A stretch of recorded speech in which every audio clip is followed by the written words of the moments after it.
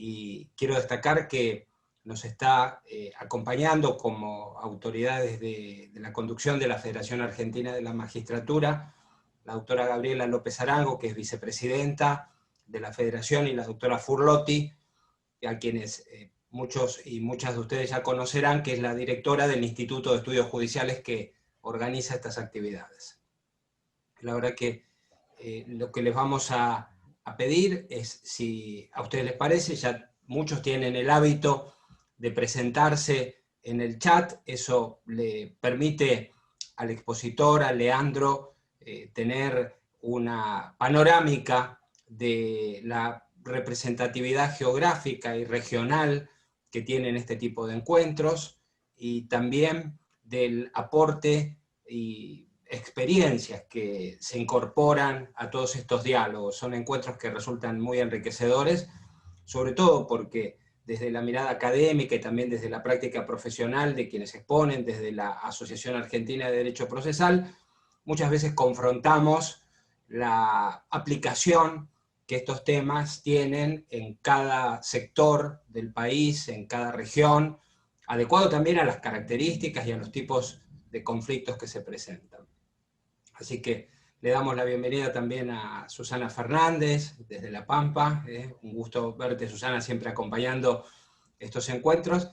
Y como decía Gabriela, parece que tenemos una gran cantidad de participantes de la provincia de Entre Ríos. Ya iremos viendo cuántos se suman también, porque hay allí una referencia muy importante de trabajo de la Asociación Argentina de Derecho Procesal, con representantes que son nacionalmente conocidos también. Queremos también comentarles que el próximo martes es la celebración del Día de la Magistratura y la Función Judicial. Es una fecha que celebra la creación de la Federación Argentina de la Magistratura, allá por el año 1966. Y esta fecha en particular nos va a encontrar en un escenario que ya conocemos sobradamente, que va a ser distinto al de todos los años. Todos los años los colegios y asociaciones dedican este día a celebrar una instancia de encuentro, de distensión y sobre todo de reconocimiento a la tarea que cotidianamente se lleva a cabo en cada uno de los poderes judiciales de las provincias argentinas y de Ciudad Autónoma de Buenos Aires. Pese a lo distinto que es el contexto y a los límites que nos imponen las condiciones actuales de aislamiento, desde FAM queremos mantener este día como un día especial de encuentro, y en realidad no solo el día 15 de septiembre, sino también la Semana de la Magistratura y la Función Judicial. Hemos diseñado una cantidad de encuentros, de diálogos, que nos permitan compartir este momento que tiene la significación de un reconocimiento, y así lo vamos a expresar, de reconocimiento a la tarea que todas y todos ustedes vienen desenvolviendo en estos meses, a las adaptaciones en sus hogares, compartiendo las tecnologías como se puede con sus familias, los espacios de cada uno de sus ámbitos, de sus casas, los horarios, adaptándonos a tecnologías que no estaban preparadas para dar respuesta a esta realidad, y que también tenemos que decir, es una realidad que no termina de adquirir estabilización, y tenemos marchas y contramarchas, y a todo esto la necesidad de respuesta que tienen nuestras ciudadanas y ciudadanos se vuelve cada vez más prioritaria. El esfuerzo que se está realizando por sostener una tarea que ya sabemos que es relevante desde el punto de vista social, la manera de llevar pacificación a una sociedad que necesita de criterios que le permitan reconstruir la trama social, que cada vez aparece más acuciada por dificultades económicas, por proyectos que no pueden llevarse adelante, y por condicionamientos mismos que tienen los poderes ejecutivos de las provincias argentinas para llevar adelante sus políticas. Incluso hay que mencionarlo con situaciones de severa crisis en algunas de las provincias argentinas, como es el caso de Chubut, donde vale recordar esta realidad angustiosa que están llevando nuestros colegas en esta provincia. Hace 3 meses que no se está pudiendo cobrar los ingresos mensuales. Ustedes se imaginarán cómo se va a recibir en Chubut el Día de la Magistratura y la Función Judicial. Lo importante es que para estas dificultades y para todas las instancias institucionales en las que se pone en juego el rol de quienes son operadores de los sistemas judiciales, como lo son todas y todos ustedes, el asociacionismo tiene que estar presente. Por eso es el día en el que vamos a reconocer el trabajo de cada uno y cada uno de ustedes, y con toda humildad y con el deseo de que podamos estar ese día todos juntos, es que les pedimos que nos acompañen. Va a ser el martes a las 18 horas y creemos que va a ser también un momento de poder reconfortarnos con distintas miradas y con, bueno, un esquema de participación que está tomando forma y que promete ser verdaderamente interesante. Y bueno, como son también estas actividades que se hacen mediadas por tecnologías en un formato y con una duración que lo presente como realmente un momento de distensión. Así es que las esperamos. Queremos también comentarles que la Federación Argentina de la Magistratura, a través del trabajo de los colegios y de las asociaciones, no puede dejar de tener intervención en aquellas instancias que se están dando en este momento para la República Argentina, definiendo los contornos de algunas iniciativas que nos tienen como parte que tiene que brindar sus puntos de vista y reconocer a lo largo de la historia del asociacionismo judicial cuáles son las posiciones que sustentan nuestras propuestas y nuestras ideas. Así, como ustedes habrán podido saber, nos tocó intervenir en la discusión sobre la ley de organización y competencia de la justicia federal penal, sobre todo con asiento en Ciudad Autónoma, pero también repercutiendo en otras provincias argentinas, que se llevó a cabo en la Comisión de Asuntos Constitucionales del Senado. Allí llevamos el punto de vista en varios de los aspectos que conforma esta regulación, pero sobre todo en lo que tiene que ver con las transferencias de competencias al gobierno de Ciudad Autónoma de Buenos Aires, las competencias jurisdiccionales en materia penal, pero en rigor de verdad llevamos ya mucha demora y la necesidad se presenta para transferir todas las competencias ordinarias desde la esfera nacional al gobierno de Ciudad Autónoma de Buenos Aires. Y ahora, el próximo martes, nos toca intervenir en el Consejo Consultivo designado por el presidente de la Nación a través del decreto 635 de 2020, en donde, bueno, nuestra federación ha dado sus discusiones, ha elaborado las posturas que va a acercar a este Consejo Consultivo, y coincidentemente con el Día de la Magistratura y la Función Judicial vamos a tener esa intervención, y a posteriori vamos a dejar a disposición de todas y de todos ustedes cuáles son precisamente esos aspectos que estamos en la necesidad de creer que se deben tomar en cuenta por este Consejo Consultivo.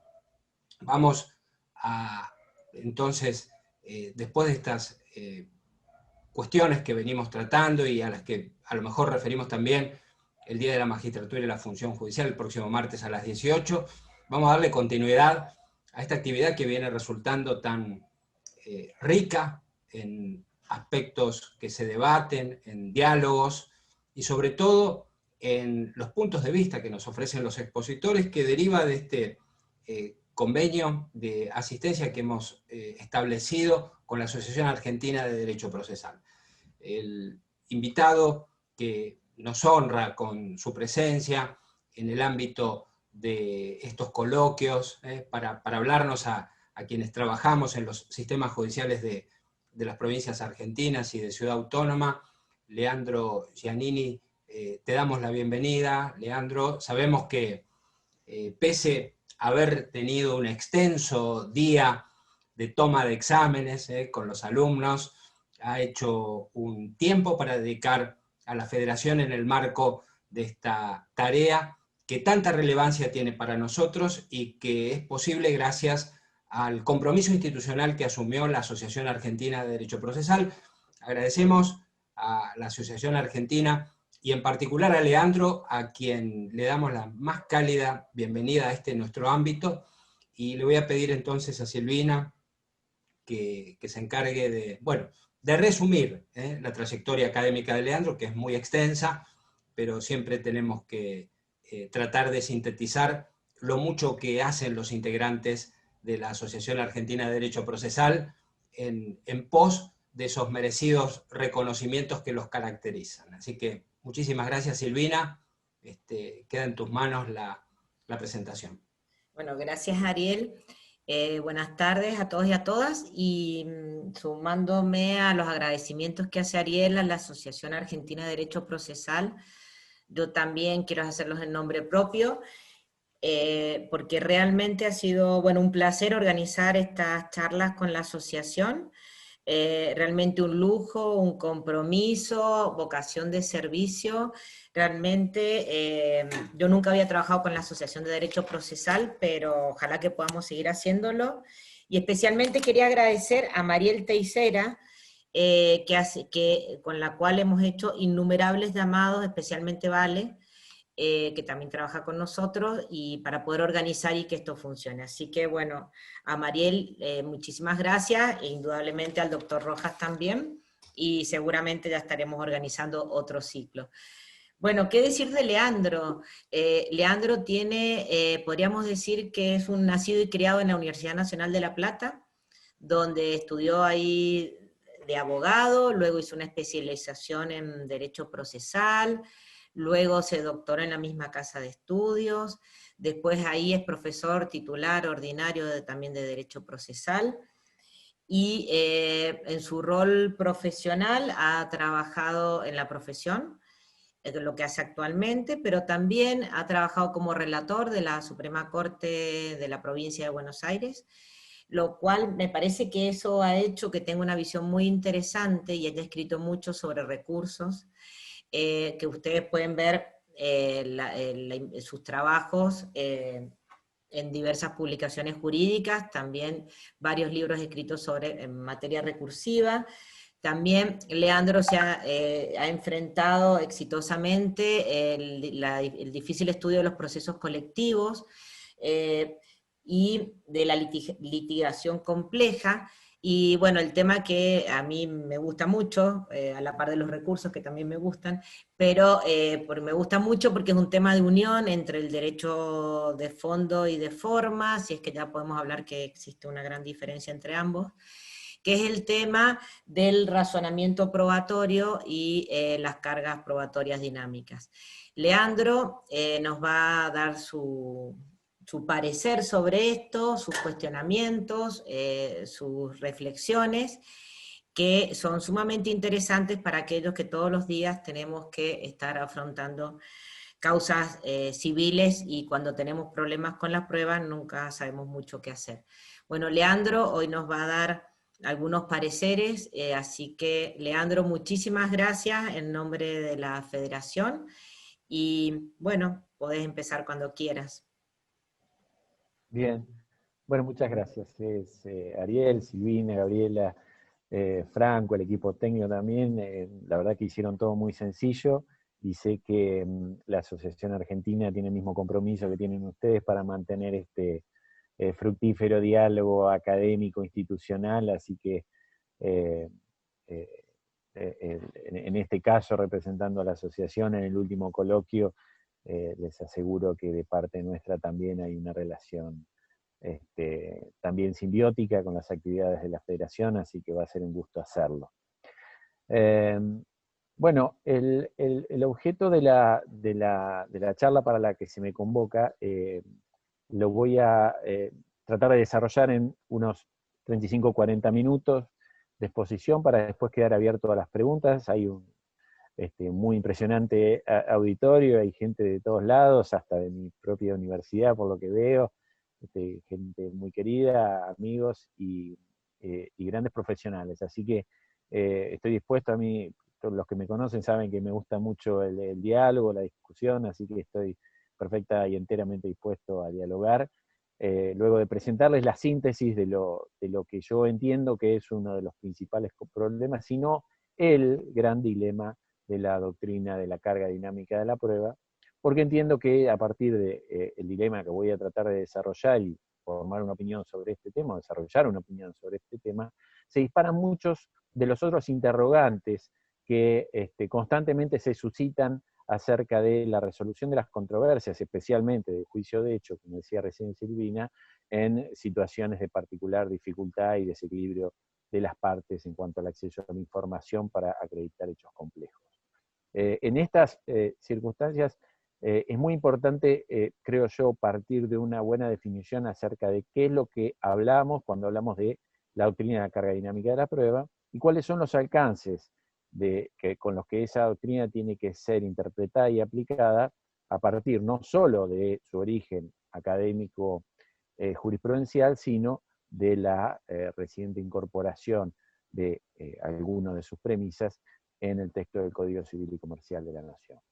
Es decir, de alguna manera una forma de empezar sería, vamos a tratar de transformar a esto en un problema que nos saque un poco, o más bien, en una charla que nos saque un poco de aquella metáfora que tan inteligentemente Carnelutti señalaba cuando decía que la carga de la prueba no puede estimarse en general, sino como un mal menor. Es decir, no se puede prescindir de ella, pero a menudo, decía Carnelutti, no sirven más que el juego de la lotería, ¿no? Bueno, con la carga dinámica de la prueba, para muchos estamos ante precisamente ese escenario, y yo creo que está muy bien esclarecer los principales contornos, y yo digo otra vez el principal dilema en esta materia, para entender bien que todos los interrogantes sucesivos, que seguramente me van a hacer también después cuando lo vemos, si esto se traslada al proceso penal, si esto puede ser aplicado, si necesita la anticipación, si tengo que abrir la causa de prueba, y si tengo que darle el ofrecimiento de la prueba, y cuándo lo tengo que hacer, si tiene bilateralidad previa, si recurro ahora, recurro después. Todo muchas veces está asociado primero a tratar de resolver qué es lo que le decimos a las partes cuando le decimos usted está en mejores condiciones de probar y por lo tanto tiene que probar. Definir qué es lo que le estamos diciendo a la parte cuando los jueces en los casos concretos o los tribunales de alzada revisando las decisiones de los jueces que han aplicado esta doctrina trabajan permanentemente, que definir qué es lo que se dice cuando se dice esto me parece que es un pilar esencial. Para eso lo voy a analizar en tres partes. La presentación va a tener tres partes. Primero, vamos a recordar bien qué es lo que, si bien existen muchas definiciones acerca de los orígenes, alcances y como instituciones en las que rige, o situaciones en las que rige la carga de la prueba, vamos a hablar de los aspectos comunes de lo que cualquiera diría que la carga dinámica es, fuera de los aspectos controvertidos. Después vamos a verificar, vamos a presentar el gran dilema y tratar de darle una explicación, y después vamos a hablar del Código Civil y Comercial y cómo podemos resolver, en definitiva, estos inconvenientes a partir de una lectura que yo entiendo adecuada del Código Civil y Comercial y de la doctrina en general. ¿De qué hablamos cuando hablamos de carga dinámica de la prueba? Primer punto. Bueno, indudablemente de lo que todos vamos a estar de acuerdo es en estas premisas, básicamente. Después algunos por ahí dirán que es otra cosa y que se aplica en otra cosa y que tiene ciertos requisitos y ciertas formas recursivas, algunos aspectos. Siempre va a haber algunos porque tiene un origen académico jurisprudencial y fue implementado a partir de ese origen académico jurisprudencial, implementado en distintas normas, no solo de distintas provincias de nuestro país, sino en distintos países de distinta manera. Pero si tuviera que atar con un hilo invisible todos esos factores de unión que hacen o que nos darían un concepto de carga dinámica de la prueba en la que todos más o menos estaríamos de acuerdo, diría que esta doctrina, como dije, de origen académico jurisprudencial, es esa que autoriza a los jueces, en situaciones de excepción, a modificar, cuando digo modificar, digo flexibilizar, invertir, alterar, pónganle el nombre que quieran. En definitiva, es una forma de modificación de las reglas legales, digámosle, estáticas, de la carga de la prueba, colocándola, es decir, colocando esa carga en cabeza de quien está en mejores condiciones de probar. Es decir, una forma de modificación de origen jurisprudencial académico que después se traslada a normas de derecho positivo, como vamos a ver aquí en nuestro país y en el derecho comparado, que permite a los jueces hacer excepción a los principios generales establecidos en la legislación, modificando la carga tradicional estática de la prueba, que, como es sabido, coloca a la parte que alega el presupuesto fáctico de la norma destinada a resolver la controversia a su favor, la carga de probar esos hechos. Es decir, cada parte tiene la carga de acreditar el presupuesto fáctico de la norma que invoca a su favor, o que sirve para resolver la controversia a su favor para una precisión. La carga dinámica de la prueba vendría de alguna manera, en ciertas circunstancias de excepción, a modificar esa asignación de la carga probatoria, haciendo que no necesariamente quien invoca un hecho que es el presupuesto fáctico de la norma que invoca a su favor, sea quien cargue con el peso de las consecuencias de la incertidumbre en caso de no acreditarse la hipótesis fáctica en cuestión. Ahora, ustedes dirán, bueno, ¿cuáles son esos presupuestos de excepción en los que este quiebre, esta modificación, flexibilización, inversión, si quieren, específica para esta clase de hechos, se produce? Vamos otra vez a lo que es un factor común, en lo que todos los que pregonan o analizan la doctrina de carga dinámica de la prueba van a decir, estos factores, si estos factores se dan, la regla de inversión se produce. Los dos factores claves son, como decía previamente, la dificultad probatoria y la desigualdad de las partes acerca del acceso a la información necesaria para esclarecer estos hechos controvertidos. Es decir, tenemos un hecho de especial dificultad probatoria, que es particularmente difícil de acreditar, y tenemos además a dos partes en conflicto que tienen una razonable, manifiesta, según el caso, según el tribunal, desigualdad para acceder a la información tendiente a esclarecer este hecho. Algunos confunden estas dos cosas como si fueran lo mismo, en realidad son dos cosas muy distintas, porque puede haber hechos complejos sin desigualdad y puede haber desigualdad sin hechos complejos, ¿no? Las dos condiciones, creo yo, son las que masivamente se tienen en consideración para que esta doctrina se aplique. ¿Por qué? Porque todos conocen ejemplos de doctrina de carga dinámica de la prueba en aquellas situaciones en las que estamos tentados a hacer esta flexibilización.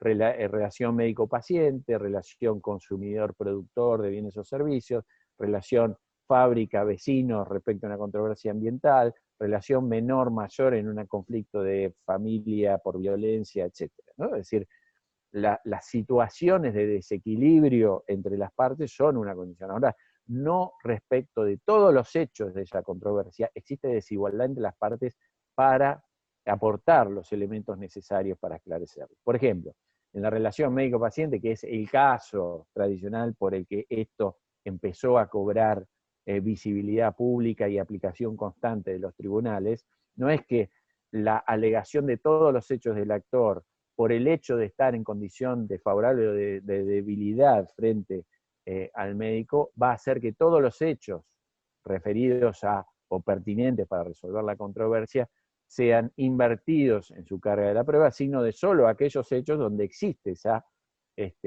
desigualdad. Por ejemplo, lo que sucedió en el quirófano o lo que sucedió mientras estaba inconsciente. No respecto de otros hechos que pueden estar controvertidos, como por ejemplo, para decir un ejemplo obvio, qué perjuicio me produjo, qué lesión me produjo, qué lucro cesante tengo a consecuencia de, y por lo tanto, acreditar cuáles son mis ingresos actuales y mis ingresos eventuales, es más fácil para mí que para el médico. Saber qué daño me produjo, y para acreditar ese daño tengo que acreditar ciertos hechos en los que yo estoy en mejor posición para probar, y no existe ese grado de desequilibrio, tiene cierta relevancia. Entonces las dos condiciones se tienen que dar en conjunto, ¿sí? Entonces ahí tenemos los ejemplos que recién les mencioné, los de mala praxis, los de consumo, los de ambiente, los de violencia, etcétera, en los que se dan dentro de ese tipo de controversias entre partes desiguales, se dan dentro de esos conflictos ciertos hechos en los que existe una notable desigualdad entre las partes para acceder a información relevante para esclarecer ciertas circunstancias. Hasta acá estamos todos de acuerdo, digamos.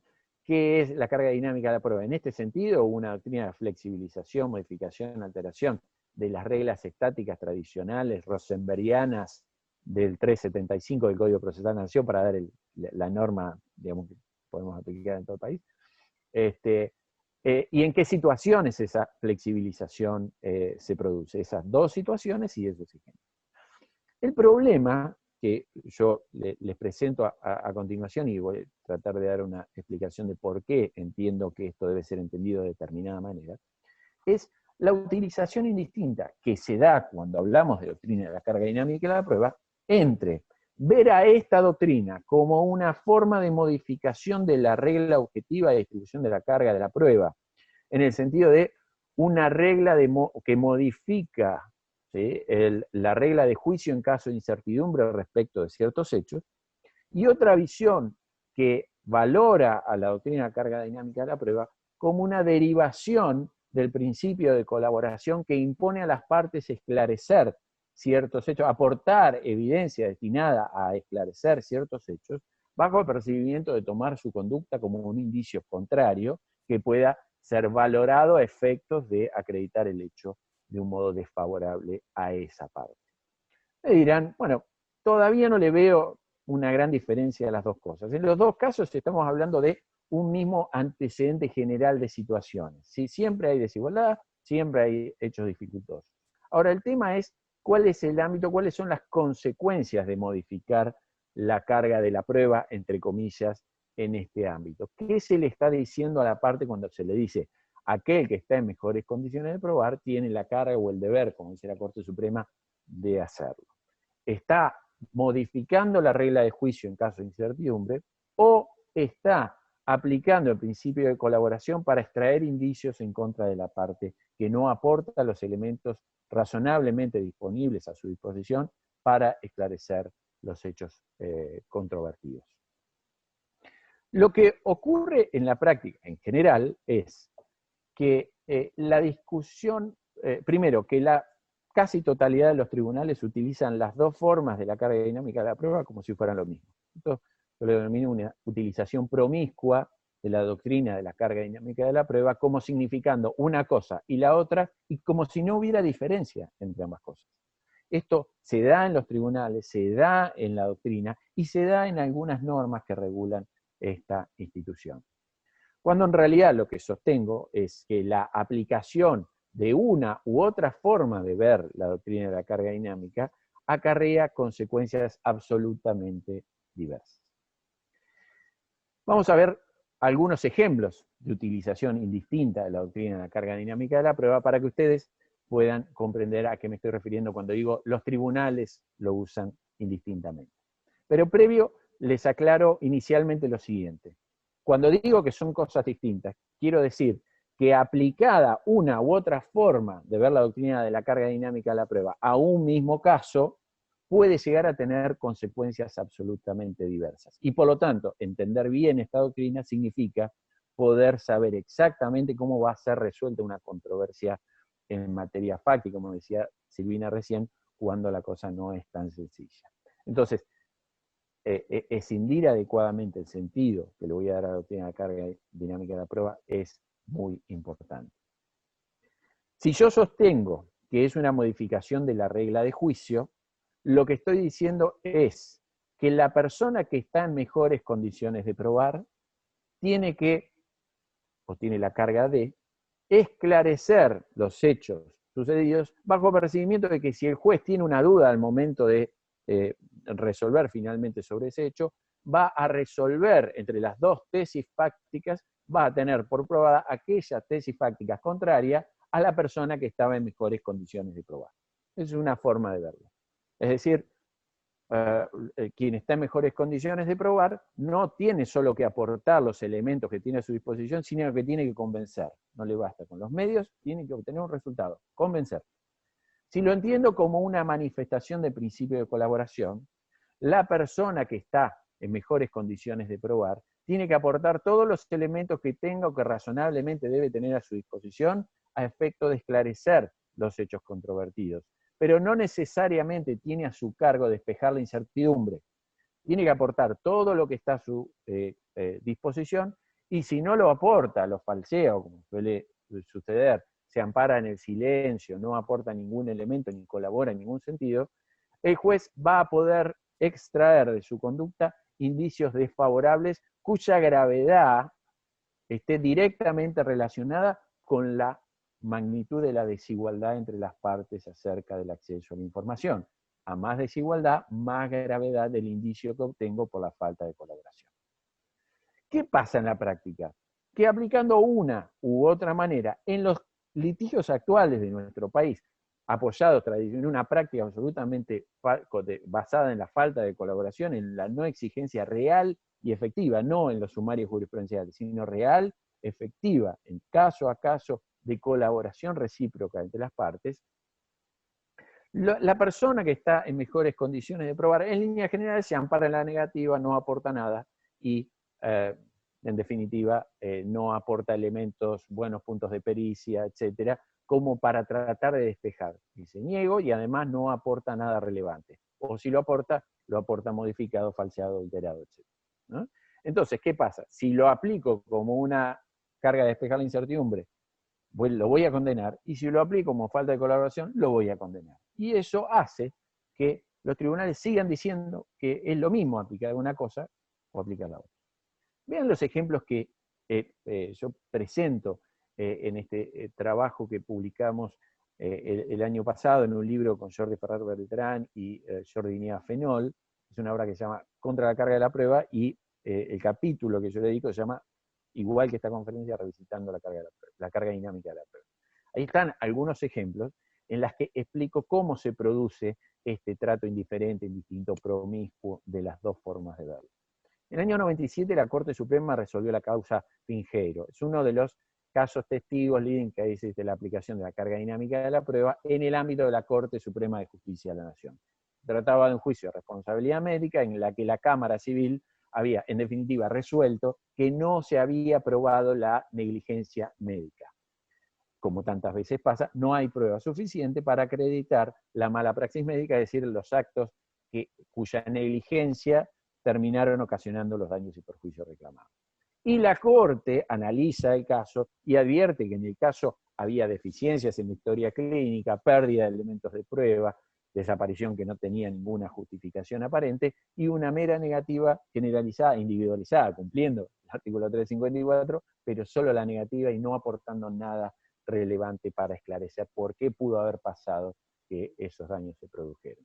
En esa situación, dice la Corte en el caso Pinheiro, cobra relevancia la obligación que tienen los médicos de colaborar en la actividad esclarecedora de los hechos. Pero previamente señala, a los médicos en este tipo de situaciones les corresponde cierta responsabilidad adicional en materia de carga de la prueba. Con lo cual habla de carga de la prueba y habla de colaboración en el esclarecimiento de los hechos. Unos años después, en la causa Pla, en el año 2001, trata un caso muy parecido, rechazo de la demanda por falta de prueba, y otra vez ya empieza a señalar expresamente y hace referencia explícita a la doctrina de carga dinámica de la prueba, hablando que en situaciones complejas, que no son fáciles de comprobación, cobra importancia fundamental la, entre comillas, carga dinámica de la prueba. ¿Sí? Es decir, la prueba compartida o aquella que hace recaer en quien está en mejor situación de aportar elementos el deber de hacerlo. Le dice, entre comillas, el deber de hacerlo. Digamos, podemos traducirlo en la carga de hacerlo, como sea. Pero en definitiva dice, uno lee los antecedentes y verifica que sea la misma situación que sea en Pinheiro. Una historia clínica insuficiente, pérdida de elementos probatorios, mero silencio de la parte, falta de colaboración, diría. Y la Corte dice, apunta estos datos y además agrega, en estos casos se aplica la carga dinámica de la prueba que hace, o que tiene como consecuencia que la parte que está en mejores condiciones de probar tiene o asume la carga de hacerlo, es decir, de probar. Ejemplos ahí en el trabajo hay varios.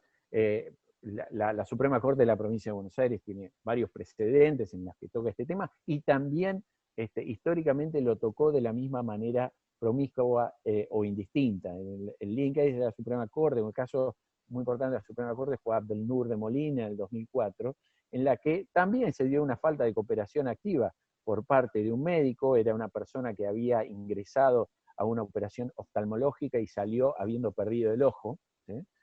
Digamos, una situación obviamente gravísima. Y la Suprema Corte detecta en el caso ciertos antecedentes que muestran una falta de cooperación activa, es decir, elementos como la adulteración de historias clínicas, directamente en ese caso, o la insuficiencia de las explicaciones dadas al momento de contestar la demanda, que no se pueden amparar en la mera negativa. Y la Corte misma termina señalando que en estas situaciones de muy difícil comprobación cobra importancia el concepto fundamental de carga dinámica de la prueba. Es decir, utiliza la expresión carga de la prueba y utiliza la expresión o los antecedentes en los que lo utiliza. En todos los casos se daba con una evidente falta de cooperación y a muchas veces lo contrario, a la cooperación que sería el caso de la adulteración de evidencia. Un caso más reciente que podemos señalar, el caso Gahn de la Corte Suprema de la Nación en el año 2006, es un caso que fue bastante conocido, no por la aplicación de la doctrina de carga dinámica de la prueba, sino porque fue un caso realmente, los antecedentes son de una penosa inhumanidad. Es una abuela que inicia una demanda de daños y perjuicios contra una persona que atendía a su hija que estaba en situación de discapacidad y que había abusado, según alegó la abuela, de su hija, y había de ese abuso derivado un embarazo que llevó a su hija a tener a su nieto. Entonces alegaba que era el padre y además los daños y perjuicios ocasionados a consecuencia de estos abusos, ¿no? Y el demandado no solo se había amparado de manera negativa, sino que no había ni siquiera accedido a aportar su material genético para verificar si era la persona que había abusado, porque no había otra forma de concebir con una persona que estaba en situación de discapacidad que no sea a través de un abuso. Entonces, no porque eso no sea posible en general, sino porque en ese caso no había consentimiento posible de la persona que estaba en una situación de falta de toma de decisiones activa posible. Entonces, en ese caso se ponía en evidencia, obviamente, que la conducta del demandado había sido una conducta de falta de colaboración que había terminado, o que otra vez se había rechazado la demanda, claro, por falta de pruebas. Y llega a la Corte y dice, la Cámara arbitrariamente no advirtió lo reprochable que es la conducta del demandado, la conducta procesal del demandado, al no aportar elementos fundamentales para poder resolver la controversia y saber cómo habían sucedido los hechos. Y dice, en estos casos se hace necesario modificar la teoría tradicional de las cargas probatorias porque juega un papel fundamental, y dice, digamos, fundamental en la resolución de las controversias, la conducta de las partes para poder esclarecer los hechos controvertidos. Es decir, otra vez, aporte, colabore, porque en estos casos la falta de colaboración me impide acceder a información relevante para resolver, y toda esa construcción termina coronada con una expresión según la cual en estos supuestos se modifica la carga de la prueba y se la coloca en cabeza de la persona que está en mejores condiciones de probar. Entonces, todos los casos que vimos, yo cito algunos trabajos, en el trabajo algunos fallos de la Suprema Corte de Mendoza también, que utilizan en los mismos fallos la expresión de, digamos, adjudica falta de colaboración y habla en el mismo fallo de carga dinámica de la prueba, para, en definitiva, señalar o explicar por qué no solo la doctrina, sino nuestra jurisprudencia, desde hace años, no ha sido clara acerca de los alcances que la carga dinámica de la prueba impone a la parte que está en mejores condiciones de probar. Recapitulando, una cosa es entender que la persona que está en mejores condiciones de probar tiene la carga de convencer al juez de la hipótesis fáctica que defiende a su favor, y otra cosa es sostener que tiene a su cargo colaborar en el aporte de los medios de prueba necesarios y que están a su disposición para colaborar en el esclarecimiento. En un caso se le exige cierta conducta activa de colaboración, pero no se le impone la necesidad de quebrar el margen de incertidumbre, que es lo que hace jugar esa incertidumbre, la regla de la carga objetiva de la prueba, la regla de juicio en caso de incertidumbre. Si lo quieren poner en un mismo, digamos, en una misma línea de análisis para razonar consecutivamente del modo que los jueces suelen hacerlo al momento de tener una controversia para resolver de estas características, la carga dinámica colaboración juega un papel en la valoración de la prueba, la carga dinámica inversión de la regla de juicio juega un papel una vez terminada la valoración de la prueba. La primera versión, la que yo considero que es la forma adecuada de concebir la carga dinámica de la prueba, impone a las partes colaborar y valora la conducta de las partes junto con todos los demás medios de prueba. Con todos esos elementos a su disposición, va a tomar la falta de colaboración como un indicio cuya gravedad va a ser directamente proporcional a la desigualdad que tienen las partes para acceder a esa información. E incluso puede tomar, a consecuencia de esa desigualdad, indicios vehementes en su contra y transformar digamos, a la condena en un acto prácticamente irremediable. Pero eso no significa que sea una transformación o modificación de la carga de probar en el sentido estricto, es decir, de la regla de juicio en caso de incertidumbre. Uno juega en el margen de la valoración, el otro, una vez que ese techo está, toda la prueba y esos indicios están sumados, sigo creyendo que no me queda claro lo que sucedió, voy a aplicar la carga tradicional de la prueba y no la inversión. Entonces, la diferencia es, ustedes dirán, bueno, pero como dije previamente, esto en la práctica se da muy poco, situaciones en las que la diferencia es útil. ¿Por qué? Porque el que está en mejores condiciones de probar no colabora. Punto final. Es decir, si el que está en mejores condiciones de probar no colabora, yo puedo razonar de las dos maneras del caso y lo voy a resolver igual. ¿Sí? Puedo razonar diciendo, el que estaba en mejores condiciones de probar no aportó elemento alguno, el actor no aportó elemento alguno, pero el que estaba en mejores condiciones de probar tiene la carga de convencerme.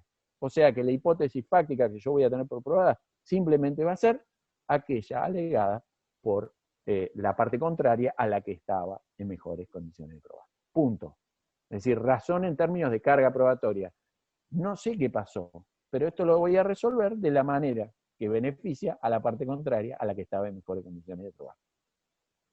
Si razona del otro modo, por lo tanto, en este caso, imagínense que la persona es el médico, condeno al médico, que es la empresa contra el consumidor, condeno a la empresa, que es la empresa contra el vecino, condeno a la empresa, que es el mayor contra el menor víctima de abuso, condeno al mayor. ¿Está bien? Hipótesis 2. Estamos siempre ante una situación en la que quien está en mejores condiciones de probar no colaboró. Hipótesis 2.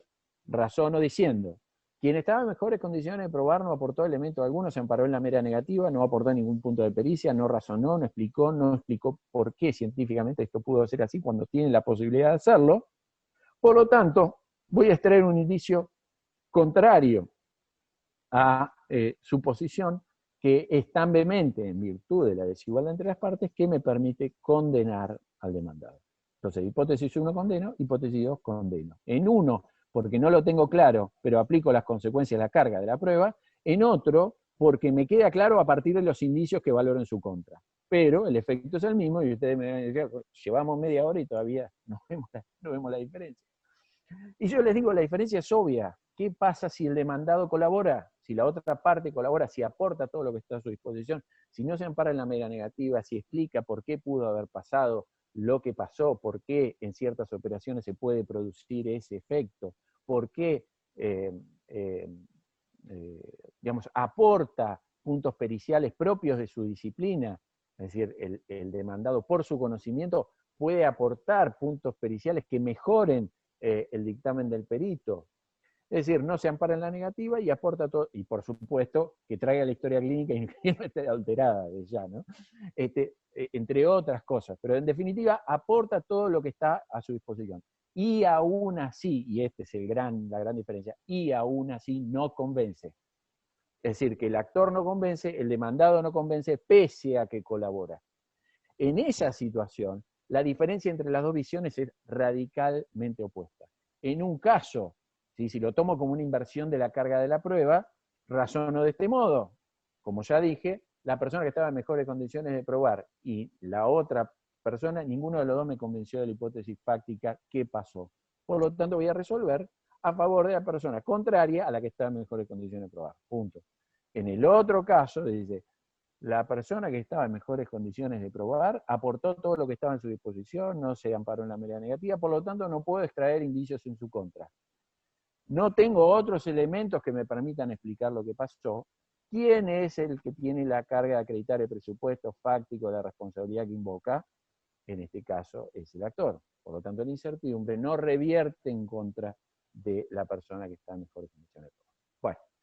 Bueno, esa gran diferencia, digamos, que es la que vengo sosteniendo ya hace unos años y ahora la revisitamos con los Jordis en esta última obra, en mi caso, revisitando este trabajo, se produjo, yo lo vengo sosteniendo desde hace ya como 10 años, un trabajo del año 2010, en el 2015 se aprueba el Código Civil y Comercial, y como ustedes saben, el Código Civil y Comercial introduce la doctrina de la carga dinámica de la prueba fundamentalmente en dos artículos, el artículo 710 del Código Civil y Comercial y el 1735.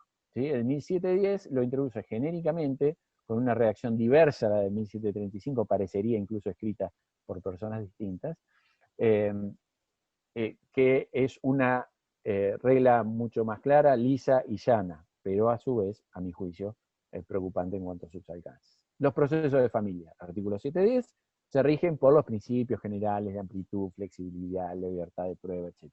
Pero cierra el 710. La carga de la prueba recae finalmente en quien está en mejores condiciones de probar. Una aplicación explícita de una de las posturas tradicionales, como la del doctor Jorge Peirano, a quien le corresponde la paternidad general de esta terminología de llamar a este fenómeno carga dinámica de la prueba, y que parece decir, la carga de la prueba, en vez de estar en quien alega el presupuesto fáctico de la norma que invoca a su favor, está en quien está en mejores condiciones de probar.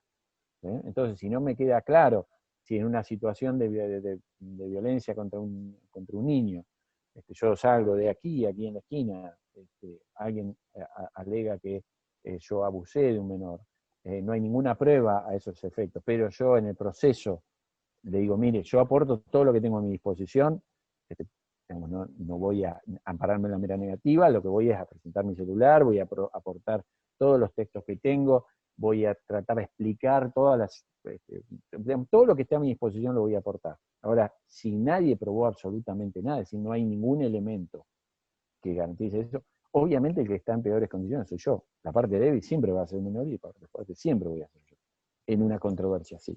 Pero cuando hay prueba cero, para dar un ejemplo extremo, hay prueba cero, las dos formas de ver las cosas me pueden llegar a transformar en un condenado por abuso o en una persona a la que no se le acreditó en definitivo, por lo tanto no puede ser condenado, a daños y perjuicios o a conductas positivas, etcétera, sobre la persona alegadamente abusada. Entonces, el artículo 710 introduce una fórmula genérica, amplia, ¿sí?, de carga de la prueba, asignando esa carga en quien está en mejores condiciones de probar. El 1735 permite caso a caso distribuir flexiblemente por parte del juez la prueba de la culpa, valorando quién está en mejores condiciones de aportar esos elementos. ¿Sí? Es una forma también, en el marco ya de los procesos de responsabilidad civil, acotado al margen de la responsabilidad por culpa, y que permite al juez caso a caso, no transforma esto en una regla general, pero es más o menos parecido decir que el juez lo puede hacer caso a caso, que decir en general siempre la regla va a ser esta. En los dos casos no me queda claro todavía si al hablar de carga de probar se está hablando de la carga de convencer o de la carga de producir evidencia o la carga de colaborar en el aporte de los elementos destinados al esclarecimiento de los hechos. Son dos formas de ver los imperativos que una parte tiene a efectos de acreditar un hecho controvertido y complejo. Entonces, la norma sigue estando poco clara, a mi juicio. Entonces, ¿cómo lo resuelvo? De una manera u otra. ¿Por qué yo adopto la posición de sostener? Es decir, la he adoptado por escrito, en trabajos específicos dedicados al Código Civil y Comercial, pero también fue adoptado expresamente en las jornadas de Derecho Civil de La Plata del 2017, en las jornadas, digamos, en varias jornadas de Derecho Procesal relevantes. Esta lectura ha sido adoptada como la lectura correcta de esta norma. ¿Cuál sería la lectura correcta? La que sostiene que la carga que se le impone a las partes es la carga de colaborar en aquello que tiene o razonablemente debe tener a su disposición, no en la carga de obtener el resultado de convencer al juez acerca de la hipótesis fáctica sostenida. Sobre este tema hemos discutido precisamente con un querido amigo y gran maestro del derecho procesal argentino como es Jorge Peirano, simplemente porque no estamos de acuerdo en la lectura definitiva. Él sostiene que la colaboración es muy importante, pero no agota el problema de la inversión de la carga de la prueba. A mi juicio, sí, hasta ahí es hasta donde se debe llegar en esta materia. Les doy algunas razones por las que creo que esto debe ser sostenido de este modo. Primero, una razón asociada a la letra de la norma. La expresión del 710 es un extracto casi perfecto de la expresión sostenida por la Corte Suprema en la causa Play-Pinheiro. En ambas causas se trataba de casos concretos, específicos, como mínimo, de falta de colaboración. El demandado había incurrido en conductas obstructivas, como falsear o hacer sospechosamente desaparecer elementos de juicio relevantes para decidir. Segundo, por una interpretación que podemos decir a fortiori. El mismo Código Civil y Comercial en materia de filiación sigue sosteniendo la posición según la cual no colaborar en el aporte en material genético en situaciones de altísima sensibilidad pública, como es el derecho a la identidad en Argentina, no aporte material genético va a ser tomado como un indicio contrario a la persona contra quien se alega la paternidad. Y digamos que entre una situación de altísima sensibilidad, si en esa situación estoy adoptando una forma de carga dinámica que implica extraer solo un indicio y no obligarlo a convencer, es difícil sostener que una carga más pesada va a poder ser sostenida en situaciones en las que un derecho no tan sensible y desigual y en el que no existe esa grandísima dificultad probatoria que no es, si no es el ADN, no es con nada más. No vamos a tener un reconocimiento facial de Facebook o un amigo que me diga si se parecen. Entonces, con eso se resuelve, no colaborar en eso es definitorio. Y sin embargo, el Código Civil y Comercial adopta la postura de exigir colaboración y no transformar a la carga dinámica. Después veremos si no hay mejores soluciones para este caso, si quieren, en el tema, en las preguntas. No me quiero detener en eso. Pero por ahora vale como un argumento a fortiori. Como un argumento de autoridad ya les mencioné las jornadas en las que esto fue explícitamente resuelto, incluso la primera jornada posterior a la aprobación del Código Civil y Comercial, como fueron las jornadas nacionales de Derecho Civil. Y finalmente una reflexión sobre algo así como una reflexión epistemológica, digamos. ¿Por qué es que decimos que quien está en mejores condiciones de probar tiene la carga de hacerlo? Porque tiene la posibilidad de aportar esos elementos, y epistemológicamente estamos sosteniendo que trayendo esos elementos vamos a tener mejores posibilidades de verificar el acierto de la decisión, de verificar el modo en que sucedieron los hechos. Si en cambio, en vez de decir eso, decimos, bueno, el que está en mejores condiciones de probar va a sufrir las consecuencias de incertidumbre, estamos sentando una regla que no tiene un apoyo epistemológico adecuado, porque las cosas no pasan de la manera contraria a la que sostiene las partes fuertes. O, lo que es lo mismo decir, las partes que requieren protección no necesariamente tienen la razón en caso de duda, ¿no? Ahora, en cuanto a los hechos, ¿no? Lo que sí podemos decir es que la persona que está en mejores condiciones de probar tiene que aportar todo lo que está a su disposición y tiene que producir información necesaria para, en el momento del juicio, aportar esa información. No le basta con decir, ay, la perdí, o ay, acá la inundación de La Plata fue mágica. Se llevó puesta todos los documentos, registros contables, historias clínicas, se llevó puesto todo, no quedó ninguna prueba de nada. Todo parece haber perecido en la trágica y lamentable inundación de La Plata. Lo que quiero decir es, no basta con decir simplemente que el documento, bueno, lo extravié, ¿no? Tiene ahí cierto deber de custodia, que es parte del deber de información, que es parte de los principios generales, que en ciertas materias están muy vinculadas con la eficacia de los derechos en juego, como sabidamente y constitucionalmente el ambiente, el consumo, etc. Entonces, lo que estoy diciendo es, lo que corresponde epistemológicamente exigir a esa persona es que aporte lo que está a su disposición, lo que razonablemente está a su disposición, y que produzca la información, en los casos que el derecho sustantivo así lo exige, que produzca esa información. En caso de que la justicia y la humanidad siga sin saber por qué pasan ciertas cosas, no parece razonable invertir esa regla de las consecuencias de la regla de incertidumbre por la sola existencia de una situación de desigualdad de fuerza. Bueno, les agradezco la atención. Ustedes saben que a mí me gusta, ya se los dije, el diálogo, así que con esto, digamos, cierro la parte inicial, que es la de la presentación de la tesis y de la postura básica, y quedo a su disposición para las preguntas, diálogos, va a ser un gusto. Gracias, Leandro. Tenemos preguntas, ¿te Bien. las hago? Sí, perfecto, sí. Mira, Porque al exponer no voy siguiendo el chat, así que claro, si dale, pueden... no te preocupes que yo lo sigo. Uy, me han entrado muchas preguntas. Dice el doctor Corvo de Rosario, si el onus probandi y la carga dinámica de la prueba, lejos de excluirse una con la otra, ambas se complementan y perfeccionan. Yo diría que son dos cosas distintas que pueden aplicarse a un mismo proceso perfectamente porque trabajan en dos momentos distintos, ¿sí?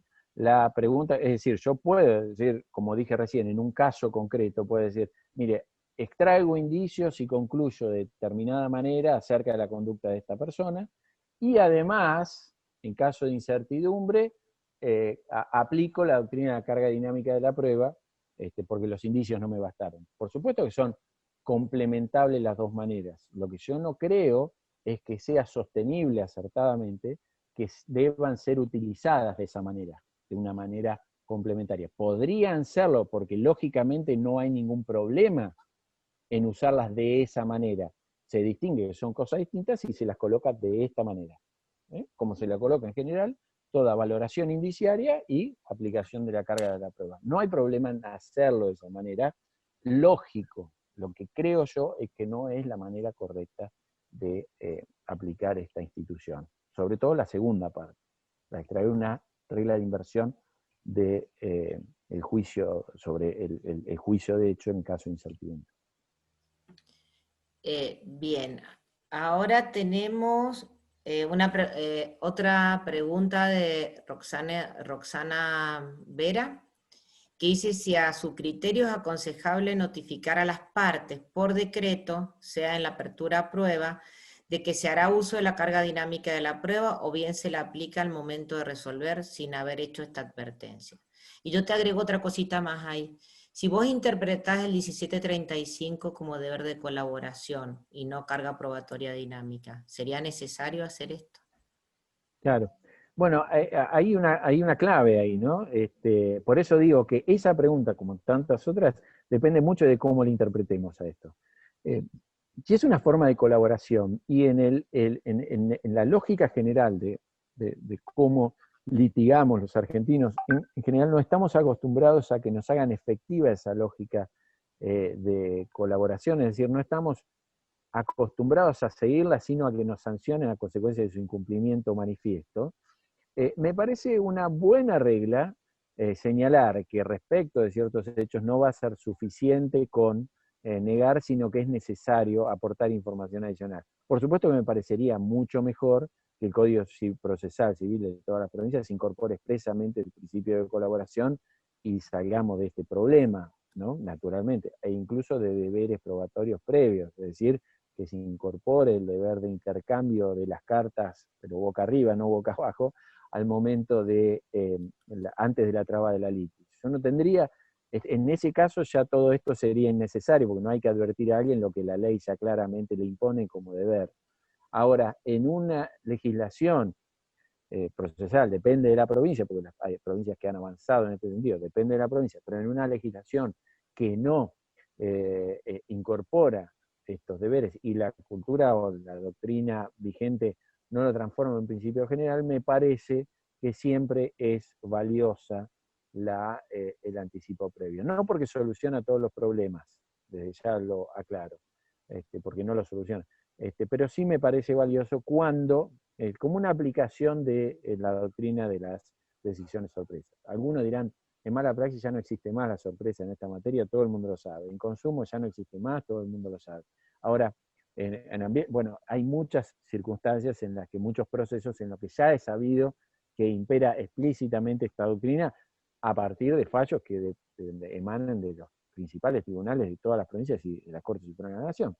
Es decir, hay casos en los que allá a nadie sorprende. Sin embargo, me parece que el anticipo es valioso en la medida que se lo indique como una carga de colaboración. Ahora, digo que no soluciona todos los problemas, porque en general las fuentes de prueba se producen mucho antes de que se trabe la litis. Es decir, lo que yo puedo aportar para aportar lo que tengo que aportar según lo que me dicen que tengo que aportar, en general, para que, digamos, en la realidad, las personas, las físicas, jurídicas, las empresas o cualquier tipo de actor procesal, actor en el sentido amplio, digamos, de protagonista del proceso, los elementos que tiene para acreditar circunstancias fácticas que sucedieron en el pasado, se produjeron en fuentes que, si no las produje sabiendo que te iba a tener la necesidad de acreditar esos hechos,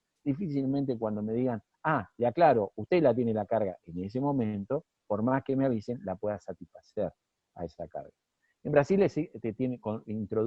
Brasil introdujo la carga dinámica de la prueba e introdujo al final una regla que es una regla de provisión de la conducta imposible. Básicamente le dice, mire, sí, tiene la carga de la prueba la persona que puede estar en mejores condiciones de probar, en razones culturales, sociales, económicas, etc., pero nunca la inversión que produce esta regla puede colocar a la otra parte en una situación de imposibilidad de cumplimiento, ¿sí? Eso significa que por más que me avisen, muchas veces ya es tarde en el momento en el que el proceso está iniciado para acreditar o producir fuentes de prueba significativas respecto a hechos pasados, ¿sí?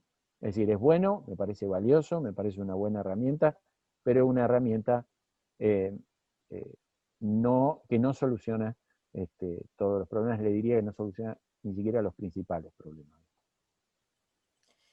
Bien, bueno, también Santiago Montarfano dice que se suma a la pregunta de Vera y te hace una pregunta muy similar y dice, ¿puede el juez hacer aplicación de la teoría sin haber advertido a las partes en el momento de ordenar la producción de las pruebas? Dado que el 1735 indica que durante el proceso el juez debe comunicarlo a las partes. Sí, en general me parece que no. A ver,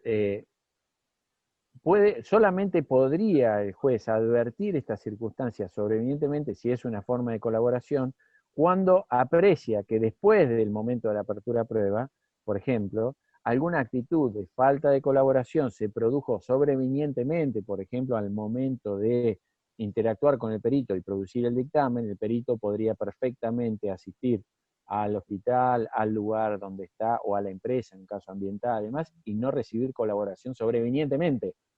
Entonces, alguien podría decir, se anticipa a ese momento lo que se puede anticipar, y hay otras circunstancias que se producen con posterioridad y que son derivaciones de la misma regla que permite al juez valorar la conducta de las partes durante el proceso. ¿Cuál es la conducta? La conducta de falta de colaboración, estando en condiciones de aportar esos elementos. Entonces, por eso insisto en que no es una regla infalible, es una regla valiosa. E insisto también en algo que está íntimamente conectado y que me parece que las dos preguntas también lo sugieren. El juez, creo yo, nunca puede aplicar esto sin escuchar a las partes. Es decir, sin escuchar a las partes, porque una cosa es que lo pueda aplicar de oficio y otra cosa es que lo pueda aplicar sin escuchar a las partes. Son dos cosas que nuestros tribunales también han confundido históricamente, como la carga dinámica y tantas otras cosas. Los jueces consideran, y los abogados también toleran, que se considera lo mismo a una potestad de decidir de oficio que a una potestad de decidir sin escuchar a las partes.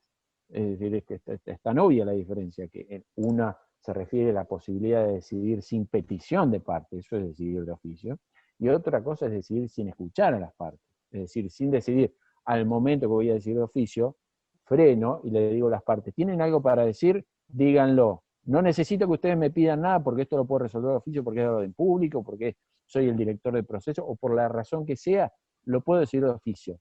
Eso no significa que no los tenga que escuchar. Son dos categorías tan distintas, pero tan sistemáticamente confundidas, para sorpresa de cualquiera que ha estudiado esto en el derecho comparado, que ya no se confunde más esto. Sin embargo, acá sí. Y eso hace que muchas veces se confunda la idea de que esto se puede aplicar de oficio, es decir, que pueda advertir esta circunstancia de oficio, con la idea de que lo puedo hacer sin escuchar a las partes. ¿Por qué es importante a veces escuchar a las partes? Porque, como hace un tiempo me preguntaba una amiga de la Asociación Argentina de Derecho Procesal, porque decía Romina Moreno, porque puede ser un hecho controvertido, ¿quién está en mejores condiciones de probar? Entonces, empieza a controvertirse y lo que el juez considera que es indudablemente así, puede pasar a ser un hecho controvertido, una circunstancia que merece ser debatida, ¿no? Entonces, siempre es mejor escuchar a las partes, aun cuando uno suponga, no hay prejuicio alguno en esto, o prejuzgamiento alguno en esto, suponga que la voy a aplicar en un sentido determinado a la doctrina de la carga dinámica de la prueba, puedo perfectamente escuchar previamente las partes. No resuelve todos los problemas, repito, porque sin resolver esto que vimos, todo lo demás son derivaciones accesorias. Gracias, Leandro. Bueno, Juan Manuel Hitters te pregunta, típico caso del paciente que no regresa al consultorio luego de la primera visita, o lo hace luego de un tiempo con la dolencia consumada. ¿Qué considerás que debería aportar el médico, además de las fichas que tenga en su poder? O con ello y un adecuado relato de los hechos y tal vez alguna prueba pericial sería suficiente. Gracias, Leandro. Bueno, es un grandísimo docente también de la Universidad de La Plata, quien hace la pregunta, y por supuesto es una pregunta inteligente y no del todo fácil de responder. Yo le diría, es difícil encontrar una respuesta abarcativa y absoluta para todos los casos, pero sí, por lo menos para señalar ciertos factores, estaría más cerca de lo último. En ese caso puntual que él menciona, que es la del médico que no siguió todo el tratamiento y por lo tanto no puede ser responsabilizado por todo el tratamiento ni por esclarecer y aportar evidencia referida a la totalidad del tratamiento, sino lo que estuvo en su parte o en su segmento, sus entrevistas, los estudios que haya hecho, la derivación que hizo, o el paciente por ahí no volvió nunca más, sí tener un adecuado registro de lo que él hizo y eso en cuanto a lo que sucedió durante el tratamiento, y sí aportar, por eso decía, estoy más cerca de lo último que menciona la pregunta, sí no ampararse en el silencio y aportar elementos que a veces son muy valiosos. Los puntos de pericia que ofrece un médico son muy valiosos para mejorar la pericia que la parte actora muchas veces genera para hacer preguntas más genéricas, no controladas activamente por los jueces y dejando cierto margen de nebulosa acerca de cuáles son los principios científicos de la disciplina con la que vamos a resolver los conflictos. Los médicos, como demandados, suelen tener mucho mejor capacidad de identificar puntos relevantes acerca de la controversia. Y esos puntos ya no se refieren, por supuesto, a su tratamiento, sino que se refieren a tratamiento seguido que tal vez ante otro médico. ¿Por qué puede pasar que una persona que me vino a ver con dolor de espalda, de repente aparece o sobrevinientemente se lo diagnostica con una enfermedad neuronal que si yo hubiera seguido el tratamiento habría advertido, pero como no la seguí, no pude hacer nada para contener su evolución? ¿Por qué pasó eso? No, yo tengo todos los registros míos, con esto no tenía nada para decir. Ahora, respecto de lo que pasó después, yo puedo además dar explicaciones por las cuales los estudios que se produjeron, etcétera, etcétera, recién manifiestan esta enfermedad neuronal en el futuro y demás, que son ya puntos relacionados con hechos que no necesariamente están vinculados ni siquiera con su segmento de tratamiento.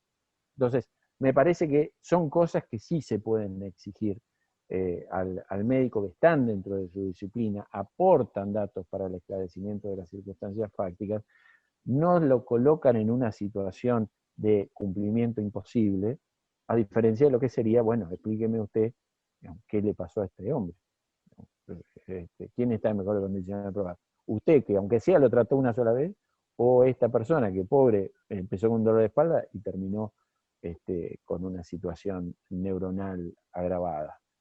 Obviamente soy yo el que está en mejores condiciones de probar, pero eso no significa que yo pueda probar qué pasó. Yo puedo aportar todo lo que tengo a mi disposición.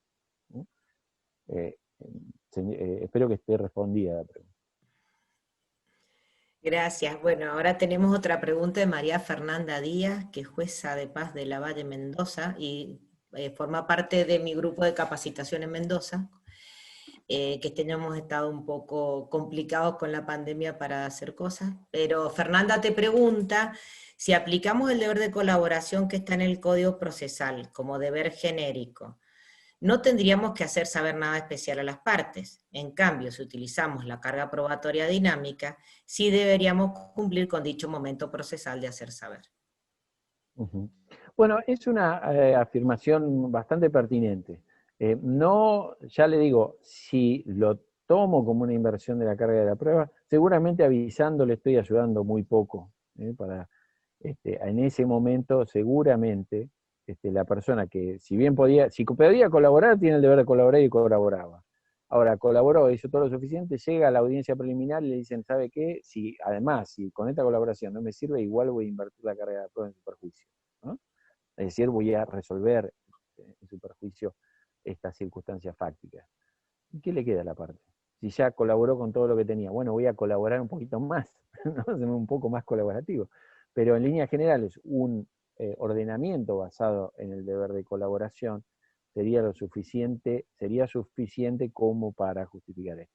Después, caso a caso, siempre está la posibilidad de definir dilemas sobre quién está en mejores condiciones de probar, etcétera, en discusiones que se pueden dar en la audiencia preliminar. La audiencia preliminar es una herramienta fundamental para esta clase de discusiones, donde las partes deben ser adecuadamente escuchadas sobre esta cuestión, y tantas otras, ¿no? Es una herramienta fundamental. Lo que digo es que no es suficiente para resolver el problema.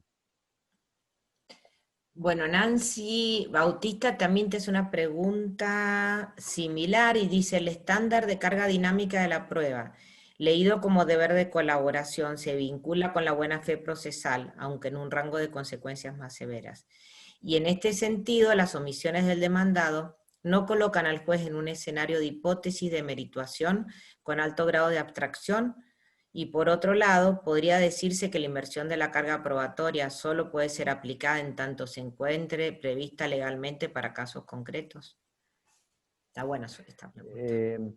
Son dos preguntas. La primera es, creo yo que lo que quiso decir la pregunta, lo primero lo suscribo, es una derivación del principio de buena fe, digamos, aún podría decirse que en ausencia de una norma explícita en esta materia, el deber de colaboración en ciertas circunstancias graves de desigualdad entre las partes, por una composición del principio de buena fe y el principio de igualdad aplicado a la resolución de las causas concretas, exigir colaboración no requeriría de una norma positiva, que sería la segunda parte de su pregunta. En cuanto a la primera parte, de si eso significa colocar al juez en una posición de razonamiento abstracto extremo, me parece que no es tan así. Yo Es cierto que los jueces no tienen, muchas veces no van a tener todas las herramientas para decidir exactamente quién estaba en mejores condiciones de probar respecto de ciertos hechos, no va a tener el grado de convicción extrema que se necesita para resolver la controversia, y muchas veces se va a quedar con la sensación de gusto a poco cuando resuelve aplicando colaboración y no cuando invirtiendo la carga en el más poderoso, contra el más poderoso, llamémosle.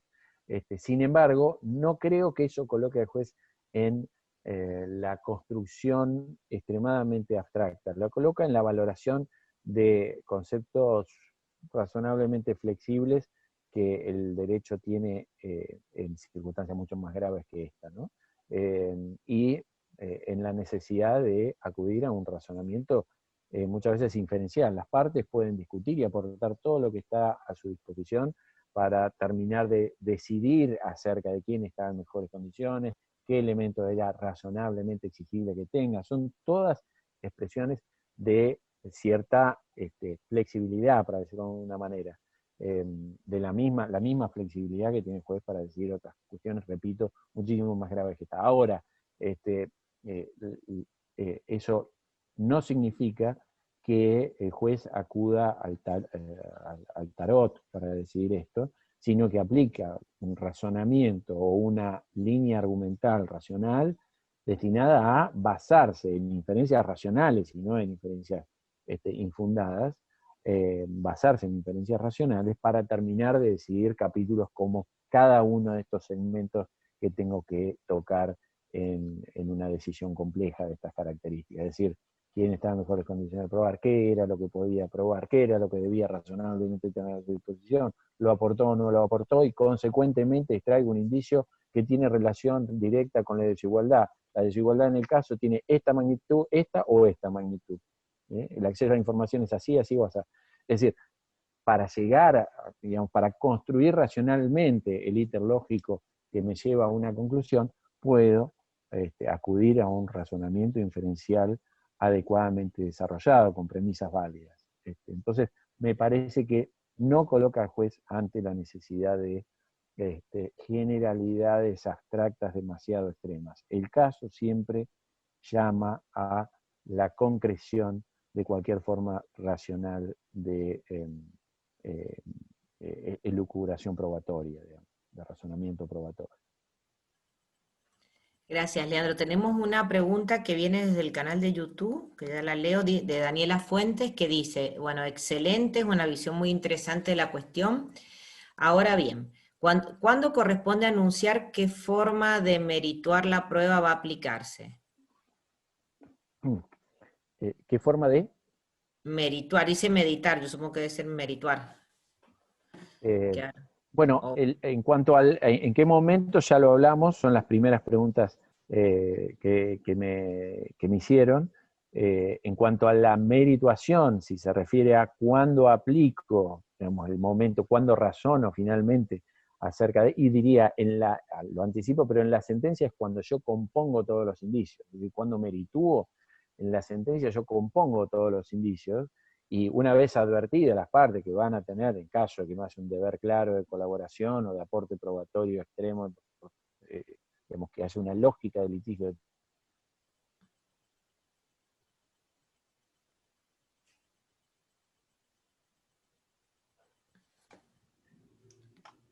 Ahí parece que hemos perdido señal. Problema de conectividad, me parece que está teniendo Leandro. Ya va. A ver. Vamos a esperar que... Seguro que los francos que son... Bueno. Bueno, puedes pasar los avisos de la próxima... No, lo que quería... martes. Lo que quería Silvina era recordarles a todas y a todos quienes nos han acompañado en este ciclo con la Asociación Argentina de Derecho Procesal, que en el canal de YouTube tenemos disponibles las exposiciones para ser vistas, aquellas que no pudieron ser aprovechadas, o para tomar algunas y repensarlas. Yo sinceramente... hay algunas exposiciones que por su valor, por cómo te dejan pensando, invitan a verlas nuevamente, y mañana mismo vamos a poder tener aquí el video de esta exposición de Leandro, y bueno, uno tiene la posibilidad de tomar a segmentos que a uno lo dejan un poco repensando los conceptos que ya tenía adquiridos. Así como esperamos que ustedes puedan entonces suscribir el canal de YouTube de FAM, que se llama Prensa FAM, en esta tarea de construcción del espacio colectivo y de acercar nuestra tarea a lo que es el diálogo con la ciudadanía, es muy importante que todos formemos parte de las redes sociales a través de las cuales nos comunicamos. Por eso yo los invito, las invito a que se puedan sumar al Facebook de FAM, a Instagram, que es FAM Argentina, y también a la comunicación que establecemos en Twitter. Acá ya está Leandro nuevamente, así que estábamos diciendo, Leandro, que en las disertaciones que escuchamos de la Asociación Argentina de Derecho Procesal, a veces se dan de una manera continua tantos contenidos y tantos aspectos que quedan un poquito como mostrando solo una de las partes de la profundidad que tienen estos temas. Con tu exposición ocurrió esto, que tenemos la posibilidad al día siguiente ya de poder ver en el canal de YouTube de FAM, ya parcializadamente, y tomándonos el tiempo necesario para mirar aquellas ideas que nos quedaron dando vuelta nuevamente las exposiciones, con lo cual estamos invitando a todas las asistentes y a todos los asistentes a volverte a escuchar mañana mismo. Mirá, Bueno. En la medida de lo posible responderé todas las preguntas que estén a disposición ahora. Y bueno, si generan mayores reflexiones, ya tendremos oportunidad de seguir dialogando. Para mí siempre. Sí, por ahí generás un poco de miedito, ¿no? Porque cuando uno viene muy convencido con la teoría de la carga probatoria dinámica y es fácil para cerrar, decís, bueno, vos tenías que probar y no probaste, perdiste y te fuiste, viene alguien y te dice, no, ojo, eso no es tan así. Entonces cuando tenemos que hacer una mala praxis o tenemos que estar en un tema de consumo, nos complicaste la vida. A mí me parece interesante, más allá de los fundamentos desde la teoría procesal, que desde luego que son los que hay que tomar en cuenta en un tema que circunda entre lo procesal y lo sustancial, porque precisamente son algunas áreas del derecho privado, sobre todo, y del derecho ambiental en la actualidad, que han llevado a establecer una suerte de carga y de impacto axiológico en la actitud, en el proceso. Me parece que es una buena manera de plantear una idea de punto de bisagra de la teoría de las cargas probatorias dinámicas, este interrogante que vos introdujiste con sutileza, pero con esa sutileza que te deja incómodo, que es aquella pregunta del juez, mire, esto nunca lo hubiera podido probar. Este es el punto. Es decir, que la teoría de las cargas probatorias no venga a sustituir algo que era prácticamente imposible de probar. Esa sería la duda del límite de hasta dónde llegar. ¿Me comprendés, Leandro? Que, sí. Por eso lo digo más allá de las concepciones, que no son, desde luego, irrelevantes, sino que para eso justamente está todo el aparato conceptual de las disciplinas. Tengas cual tenga, dejar abierta esa puerta, decir, pero mira, esto no lo pudo haber probado nadie, ni aún con el mayor esfuerzo colaborativo que sostenga en el proceso. Y ahí es donde vienen los replanteos, ¿no? Hay que también tener en cuenta cuando vos decís muy bien que acá hay una diagonal entre el derecho procesal y el sustancial, hay que tener en cuenta que algo muy importante, porque yo sé que hay, y conozco bien la disciplina del derecho del consumo ambiental, me dedico profesionalmente mucho al tema, y las reflexiones sobre la efectividad de esos derechos siempre son reflexiones que uno tiene que cuidar especialmente para asegurarse que las doctrinas no coloquen cargas que sean de imposible cumplimiento, pero tampoco que transformen a la eficacia de los derechos en la nada. Y el derecho sustancial juega un papel fundamental en esta materia, y no por decir esto es una obviedad en general, pero fíjense, decíamos, el ejemplo ambiental, ¿no? ¿Cómo juega, qué hace el derecho sustancial en el derecho ambiental? Bueno, modifica el estándar en vez de la carga de la prueba, y esto es muy importante, es decir, el estándar de la prueba, es decir, cuánto tengo que estar convencido para tomar una decisión determinada, ¿no? Es decir, ¿me basta con un estándar de convicción limitado, inicial, o tengo que estar convencido, como diría un penalista, más allá de toda duda razonable, ¿sí? Para estar convencido acerca de una hipótesis fáctica, ¿no? Entonces, fíjense, el derecho ambiental me dice, bueno, el principio precautorio, me dice, bueno, para hacer cesar una conducta potencialmente agravante o perjudicial de los recursos naturales, me basta, ¿no? Dice la norma, la duda científica no será óbice para que las autoridades adopten decisiones adecuadas para detener un daño ambiental o prevenir su consecución, ¿no? Entonces yo tengo una pretensión preventiva de un daño ambiental potencialmente relevante, me basta con acreditar un cierto margen de duda, no tengo que acreditar más allá de toda duda de que esto puede ser afectar al medio ambiente. Pero eso no significa modificar la carga de la prueba, sino el estándar de la prueba. Yo tengo que acreditar que esa duda existe, es decir, tengo que aportar elementos para que mi pretensión sea seria.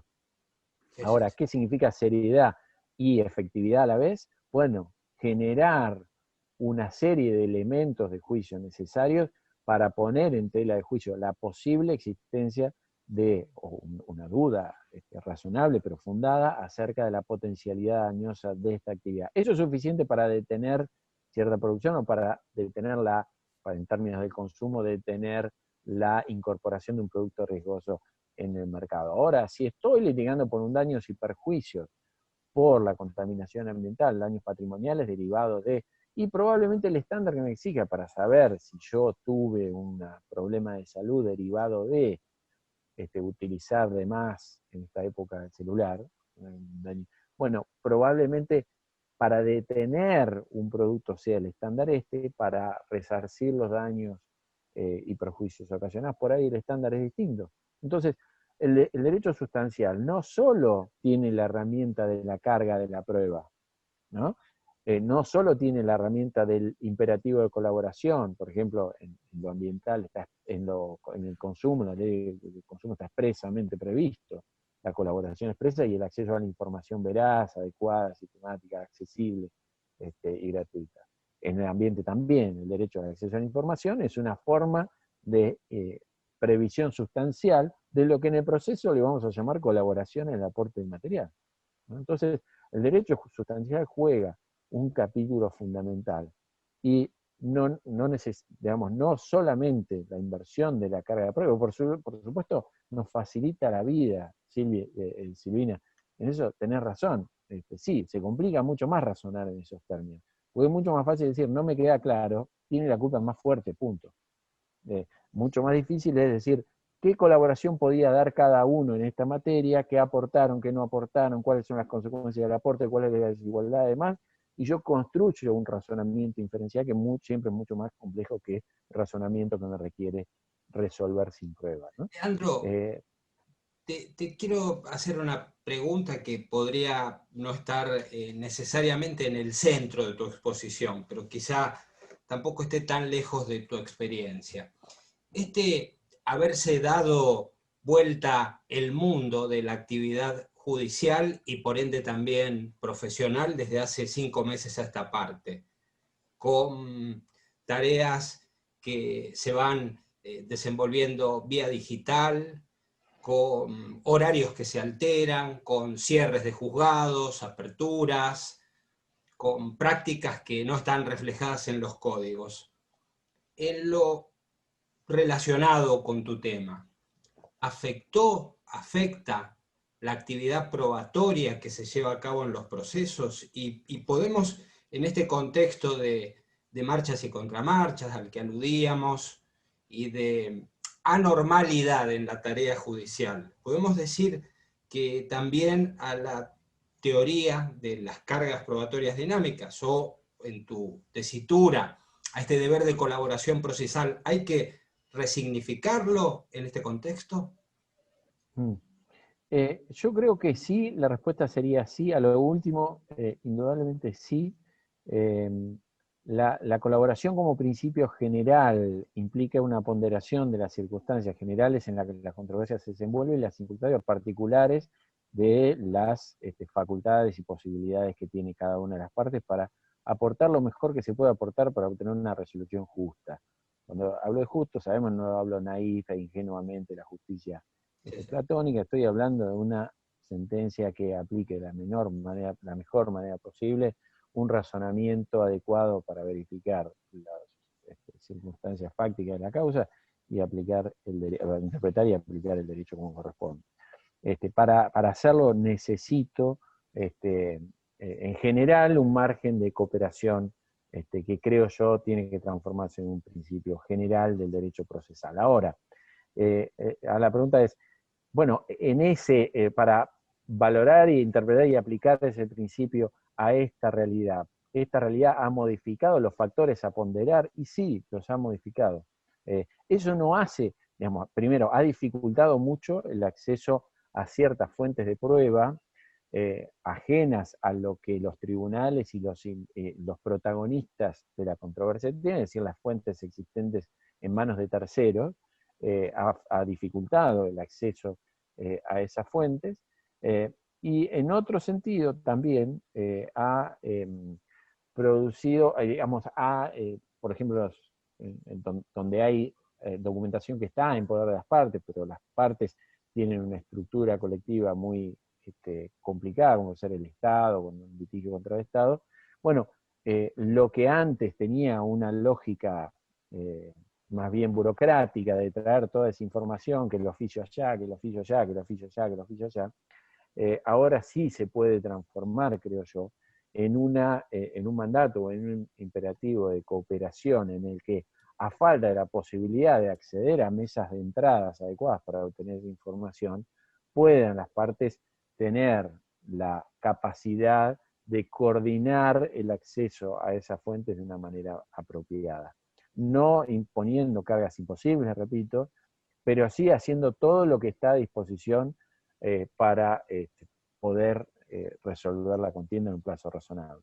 Entonces, sí, los factores de ponderación se han modificado radicalmente y eso hace que la lectura de la cooperación en cada caso necesariamente se haya transformado. Bien. Muy bien. Gracias. Ariel, un minuto. Para que se me perdió por acá. El doctor Santiago Gutiérrez quería hacer una preguntita a viva voz. No sé, no lo estoy viendo en el cuadradito. Doctor, si quiere preguntar, no hay problema. Ahí te vi. Está muteado, ahí está. ¿Ahí está? Sí, estaba muteado. Bueno, muchas gracias. Primero, agradecer a la FAM por esta organización de estos cursos, que la verdad que son muy útiles. Y segundo, felicitar al doctor Leandro Giannini por la exposición. Pero quería hacer o marcar un pequeño disenso en cuanto a lo que yo considero, lo que son las cargas probatorias dinámicas. Porque, a ver, si yo le entendí mal al doctor, él planteaba que prueba cero contra prueba cero se aplicaban las cargas probatorias dinámicas. Y esto, en mi entender, no es así. Prueba cero contra prueba cero no se aplican las cargas probatorias dinámicas. Las cargas probatorias dinámicas solo funcionan en determinados presupuestos fácticos y no lo eximen al actor o a la parte débil de acreditar cierto escenario fáctico en el cual luego sí se va a desplazar la carga probatoria dinámica respecto de un hecho singular o de dos para poder tener por acreditado ese hecho. Y esto creo que lo dijo más recientemente la Corte en el caso Pelicori, un caso de tinte laboral, de despido discriminatorio, en la cual le dice, mire, usted actor, pruébeme el escenario fáctico, acredíteme que estuvo en la reunión, que era trabajadora, etc., y recién después yo le voy a aplicar las cargas probatorias dinámicas. Es decir, yo no coincido en esta exposición en cuanto a que se planteó, porque pareciera ser como que las cargas probatorias dinámicas se aplican al actor o a la parte débil, no tiene que probar nada. el actor se sienta, dice yo soy la parte débil, quiero que se me apliquen las cargas probatorias dinámicas y no pruebo nada. Esto entiendo que no es así. Yo entiendo que si el actor no prueba nada, se rechaza la demanda. El actor debe acreditar cierto material probatorio que hagan presumiblemente un escenario posible para que luego sí uno pueda desplazar la carga probatoria, pero respecto de un hecho singular que es de dificultosa prueba para el actor, digamos. En el leading case, la actora probó que entró al quirófano, que entró sana y que salió prácticamente muerta. O sea, quiero ver si esa precisión la entendí mal yo cuando usted dijo que prueba cero contra prueba cero se aplican las cargas probatorias. Esa era mi duda. Bien, es muy buena la pregunta. Muchas gracias. No, usted, la pregunta es muy buena, pero le aclaro que me pareció haberlo aclarado suficientemente cuando empecé la exposición al decir que la carga dinámica de la prueba para todo el mundo, y yo inclusive, para mí inclusive, se aplica como una regla de inversión respecto de ciertos hechos puntuales y no de toda la controversia fáctica. Lo aclaré al inicio cuando dije, no es que en los procesos ambientales siempre tenga razón, salvo en caso de duda. Lo aclaré, dije, respecto de ciertos hechos sobre los cuales existe esta dificultad probatoria y esta notable desigualdad entre las partes, es donde empieza a regir. Ahora, si respecto de esos hechos puntuales sobre los que sí existe esa desigualdad, existe prueba 0 contra prueba 0, o prueba 10 contra prueba 50, y ninguna es suficiente, sí ahí se aplica la doctrina de la carga dinámica de la prueba, en el sentido de que respecto de ese hecho, no de toda la contienda, que es, en el caso, el ejemplo que dio usted, el ejemplo del médico que va, no, ya sé, está probado esto, pero tenemos una duda acerca de cuál es la razón por la cual salió de la operación con una disminución en su capacidad motora, etc. ¿Es que le pasaron el bisturí por el lado incorrecto? ¿Es que en realidad vino ya al consultorio por una bacteria y esa bacteria derivó en, y no es el bisturí que pasó por el lugar incorrecto? No sabemos qué pasó, no lo sabemos. Prueba 0, como dice usted, respecto de ese hecho puntual específico. Respecto de todo lo demás, en lo que no hay desfasaje o desigualdad, rigen las reglas generales. Para mí y para todos los que sostienen esto, ¿no? No quise decir, y que me pareció, por eso lo aclaro otra vez, porque me parece muy importante, y la pregunta sirve para reforzarlo. Nadie sostiene, ni yo ni nadie creo yo, que la inversión de la carga de la prueba, la carga dinámica de la prueba supone una inversión total de la carga o de la necesidad, o sea, como colaboración o como regla de juicio, para todos los hechos en los que hay partes en situación igual. Correcto, entonces lo entendí mal yo, la disculpa del caso. No, por favor. Bueno, muy amable. Bueno, y ya tenemos, nos quedan solamente para leer 2 reflexiones muy lindas y después le paso la palabra a Gabriela López, la vicepresidenta, para que vaya cerrando, que es apasionante, Leandro, viste, no nos queremos ir, pero me parece que ya te tendríamos que estar dejando descansar. Leo estas pequeñas reflexiones y cierra Gaby. María Cecilia Pasque Vicius dice: lo enriquecedor de lo expuesto por el doctor Giannini, a mi parecer, viene a establecer un fundamento para analizar con mayor cuidado la aplicación de la doctrina, que en muchos casos ha generado desequilibrios en la posición de las partes, incluso abusivos desde la aparición de la misma. La doctora Visconti dice que también comparte lo que dice Cecilia, y tenemos también otra reflexión muy interesante de Santiago Montarfano, que dice: la teoría es muy valiosa desde el punto de vista procesal y de gran ayuda al momento de valorar las pruebas, aunque a mi juicio puede suceder que su aplicación en algunos casos nos haga caer en una argumentación de tipo circular. Es que la propia cuestión de cuál de las dos partes del pleito está en mejores condiciones de probar puede no tratarse de un hecho notorio para el juez, sino de un hecho controvertido, que en sí mismo necesita ser probado de manera concluyente. Y bueno, y además tenemos infinitos agradecimientos para Leandro, para FAM, y bueno, también, Leandro, bueno, agradecerte de mi parte, y bueno, seguiremos estudiando estos temas apasionantes. Así que... La verdad que te queremos agradecer la colaboración que ha tenido la asociación. Ha sido, la verdad que todos los paneles que hemos tenido han sido muy interesantes, muy buenos. Convoca a la gente y fíjate que se siguen sumando con preguntas y con reflexiones, lo cual indica claramente que el interés, digamos, que despierta.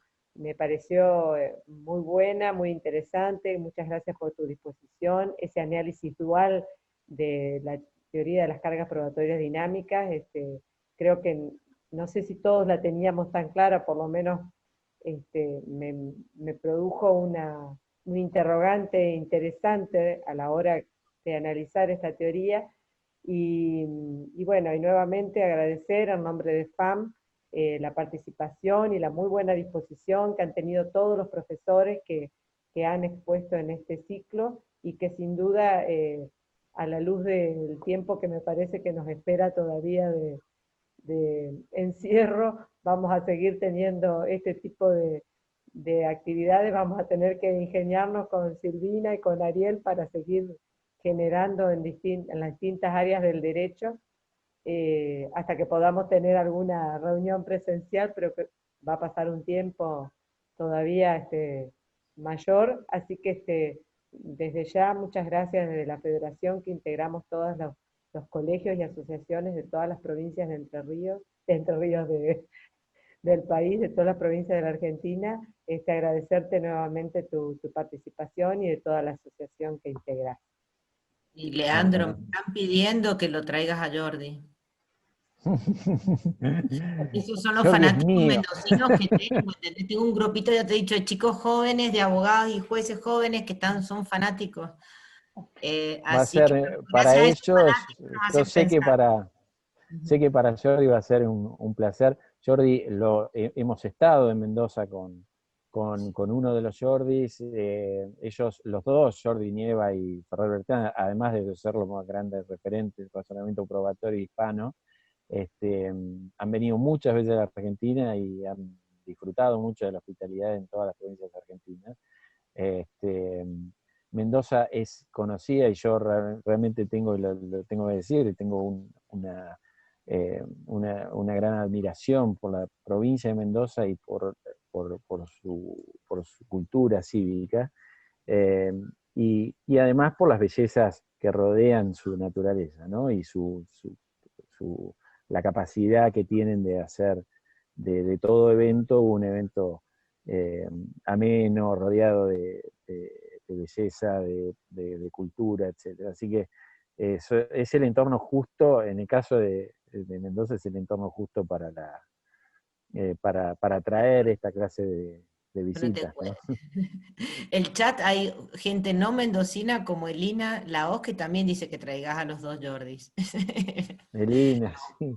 Vamos a ver si podemos generar ese puente, Leandro. La verdad que para FAM sería algo muy provechoso, y quedan en contacto con Silvina como para intentarlo. Y bueno, también los nucleamientos que ha permitido y que ha prácticamente favorecido esta situación de distanciamiento que nos vemos obligados a tener, ha generado otras instancias de comunicación. Y esto también ha acortado las distancias y, bueno, permitiría también que voces que habitualmente no es tan frecuente que se encuentren en este espacio con pertenencia tan diversa de las provincias puedan ser escuchadas y aprovechadas del modo que lo hiciste vos, Leandro. Así que esto lo dejamos quizá como un horizonte próximo que, la verdad que en clave positiva, como todo lo que hacemos en FAM, esperamos que pueda venir como un invitado, con un invitado de tu parte, como para establecer incluso un diálogo, ¿no? Esto sería muy bueno.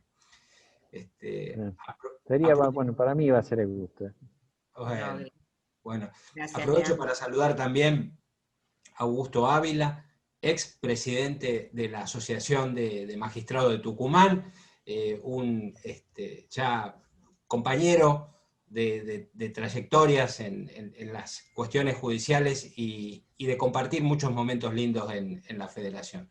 Bueno, No sé, Silvina, si te queda Yo algo creo vos. que ya es hora de liberar a Leandro y bueno, muchas gracias a todos y todas por estar acá, por seguir estas capacitaciones, a los francos que sin su apoyo no podríamos hacer nada.